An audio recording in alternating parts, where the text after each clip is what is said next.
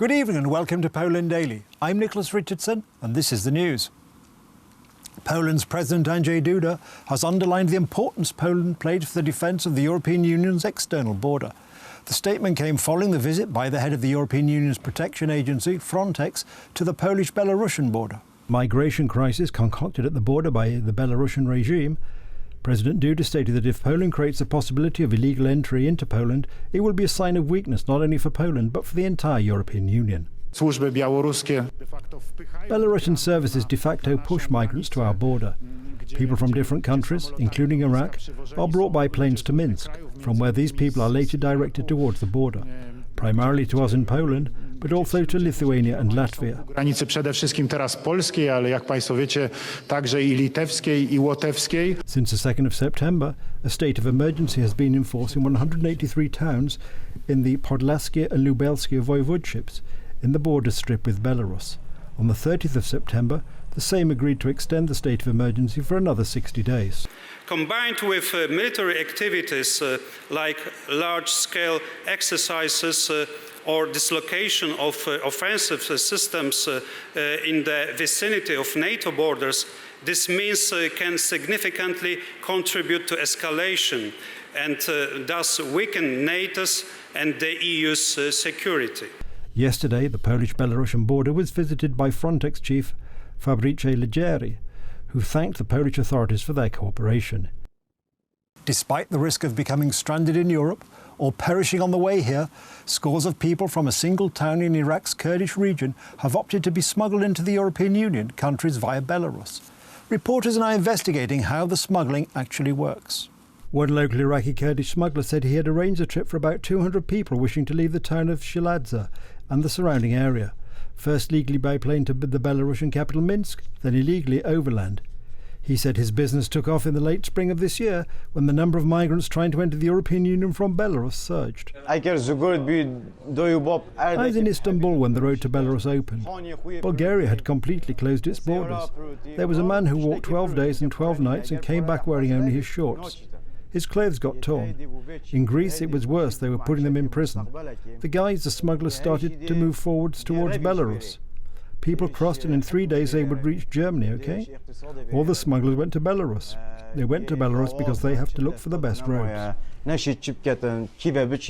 Poland, Lithuania and the European Union have accused Belarus of encouraging migrants, mostly from Iraq and Afghanistan, to cross their borders as a form of pressure on the bloc over sanctions Brussels has imposed on Minsk over human rights abuses. Shiladze, a town of some 40,000 people, is one of the major points of departure according to local smugglers and residents. There are people who go to build their future and earn a livelihood. And there are people who run away from here. They run away from the authorities. They run away from the economic situation, which is very bad, and they don't have anything. They are not able to do anything. Where should they go? The town lies in the relatively stable autonomous region of Iraqi Kurdistan, but locals still want to leave in the search for a more prosperous economic situation in Europe.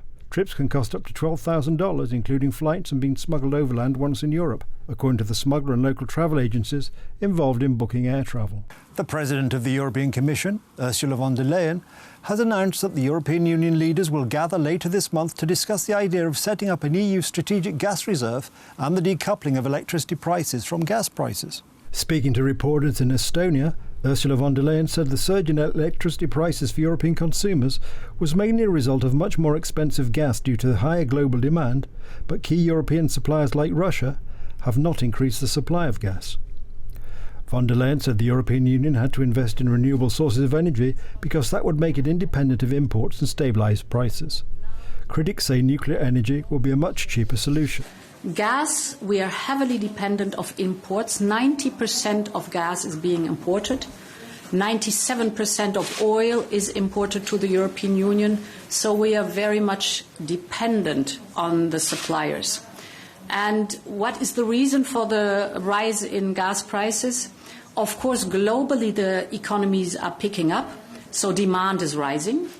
But the supply is not rising accordingly. So we are very grateful that Norway is stepping up its production now, but this does not seem to be the case, for example, in Russia.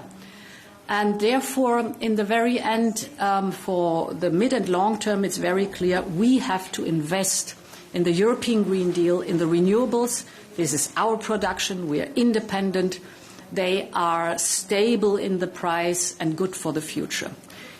Gas prices in the European Union surged to record highs on Friday as the bloc's main gas supplier, Russia, kept a tight lid on deliveries, signalling further price pressures on European consumers heading into the winter heating season. Thousands of Georgians rallied on Monday to demand the release of hunger-striking ex-president Mikhail Saakashvili, who was jailed last week after returning from exile and calling for post-election protests.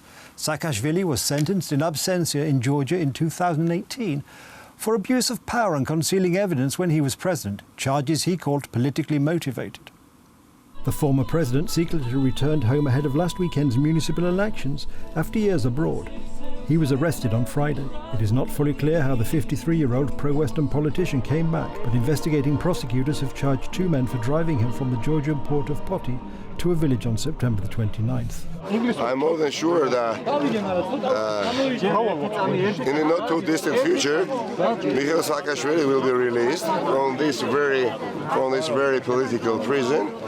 And why I'm so much sure? Because nothing and nobody can go against the will of the Georgians. And the will of the Georgian people and the will of the Georgians will, at the end of the day, prevail over the oligarchy regime. Saakashvili plans to keep up the hunger strike that he declared the evening of his arrest until he is freed. We came here from Kiev to Tbilisi to support Misha.